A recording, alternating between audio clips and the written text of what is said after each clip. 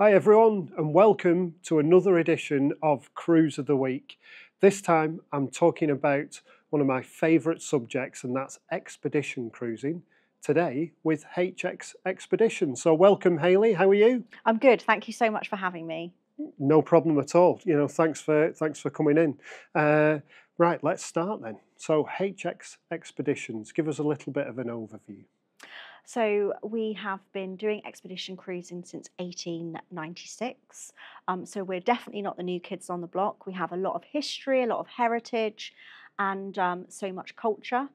And one of the things that we're super proud of is the science that's at the epicenter of our ships. We have these fantastic science centres, so people can really come on board and learn and understand the environments that they're travelling to, the cultures. So we just delve that little bit deeper into things. Okay, so we can come on to science in a second, but shall we start off with food?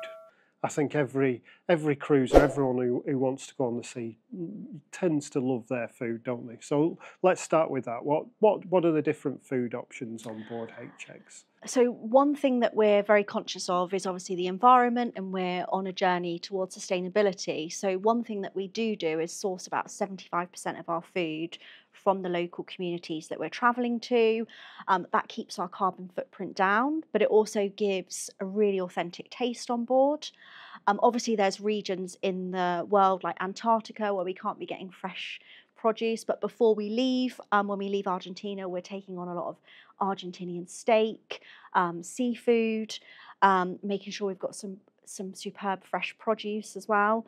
And also we're very big on offering vegetarian options and vegan options as well. So there is something that will appeal to everybody. We've got our formal restaurants, but we also equally have a more relaxed venue where you can go for your pizzas or your burgers and things like that. So you're definitely not going to go hungry on an expedition cruise. And the standard of food's pretty exceptional as well. Absolutely. And that's something that when I travelled recently blew my mind, because it was something I didn't have at the forefront of my mind. I was excited about the wildlife and the science, didn't think about the food. But then when I was sampling it, I was blown away by the level of quality that we offer.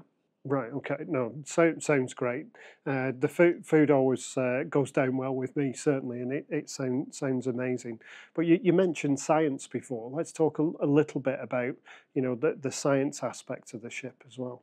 Yeah, so our ships are all purpose-built expedition vessels, and we've stripped out what you'd get on a standard cruise ship. There's no dancing girls, there's no casinos, no theatres, unfortunately. The epicenter is our science centre, and this is where we have a team of experts that are on hand to offer lectures. We also partner with citizen science projects around the world.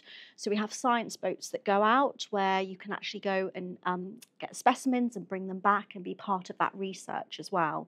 So it really is a different level of offerings that we have on an HX ship for people that are interested in really learning about the destinations that they're travelling to. If you go to an expedition destination, Antarctica would be an obvious example, then it's a great opportunity to learn, isn't it? And understand and bring something back. And I think that's why a lot of people say an expedition cruise is a life-changing event rather than just being on holiday. And the more you can learn and absorb, I think, and that really appeals to a lot of people. And actually, since 2019, expedition cruising has risen 70%.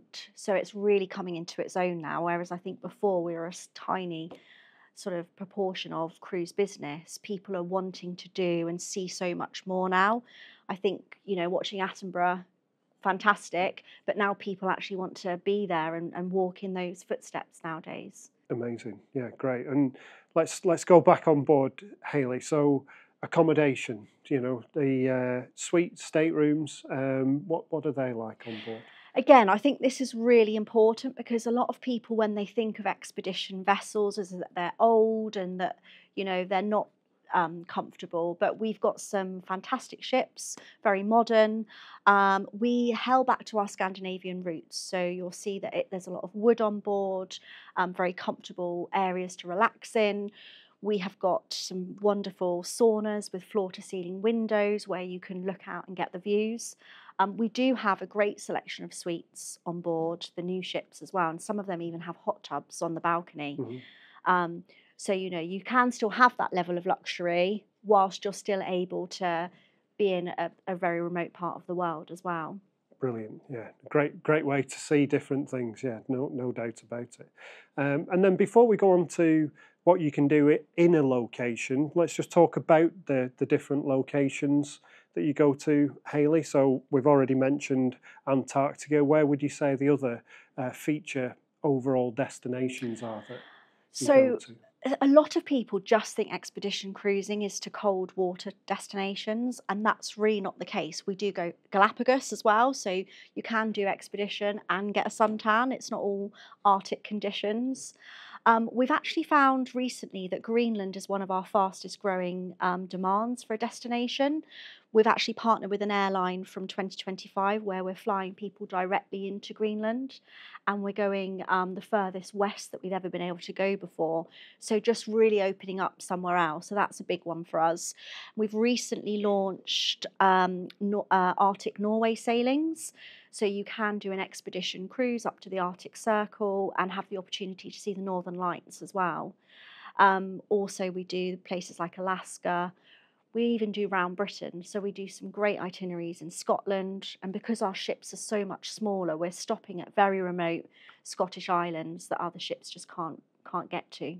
Oh, sounds great. Like you say, I think sometimes you get people think expedition, oh, it's all about Antarctica, but there's so much more, isn't there? Like you say, you mentioned Greenland and the warmer climates like Galápagos. Yeah, I think expedition cruising can really be anywhere in the world. I think as long as you've got a hunger and a real desire to go out and explore, that can be, whether that's on the doorstep in the UK or further afield, it's possible anywhere. Yeah, and when you're actually in a destination, what type of excursions, what are people doing during the day?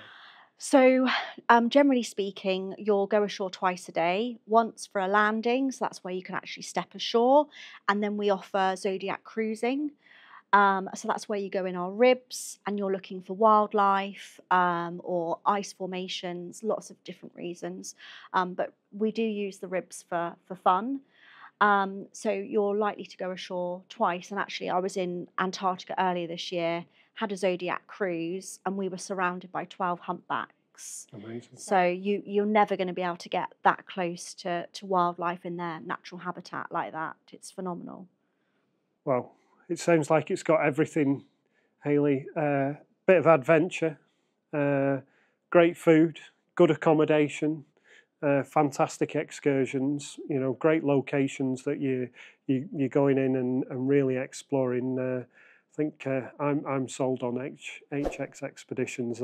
That's for sure. So thanks very much for joining me today, Hayley. It's been an absolute pleasure talking to you. Thanks very much. Yeah, thanks for having me.